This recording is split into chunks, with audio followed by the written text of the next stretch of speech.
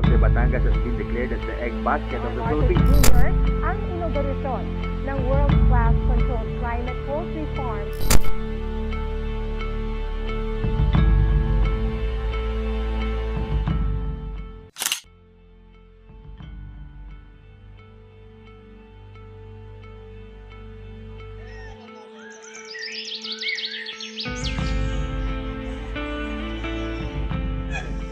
Naalaga po naman. Magpa-5 years na rin ako. Matagal na dito sila. Kailan po kayo nagsimula? 28. Ano po yun? Yung mga expensive po ba? Lahat na lahat. Pero kung ano kasi ako nagsimula.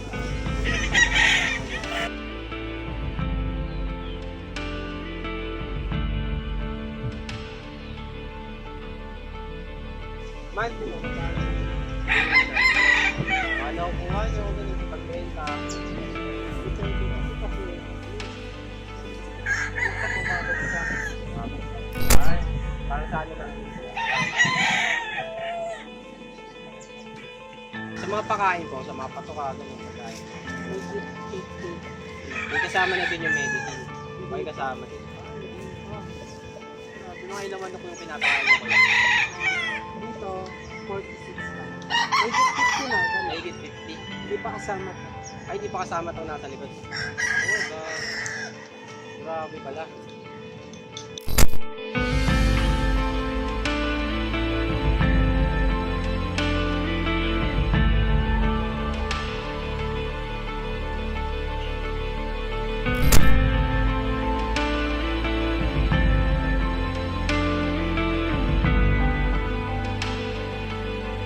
Ano po layo naman ako yan?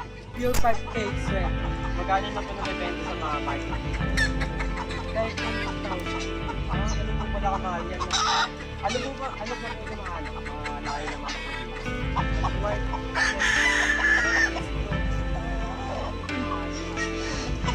Yan. Tumapatok ng 12.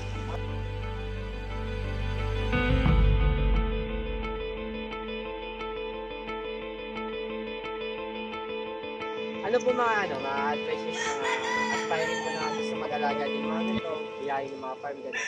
Ang magpayo ko lang is tuturuan nila sa pag-aalaga, sa pagpapakain at pagpapagamot sa mga mga. Ngayon naman po, Kuya Abel, ano po mga advice nyo tayo? Advice ko lang naman, kailangan mo na ng oras sa kanila, may bite time naman yan, may sa umaga, gabi, may tamang oras ang pagpakain sa kanila, pamigay ng tubig para mas pananatiling healthy ang ating mga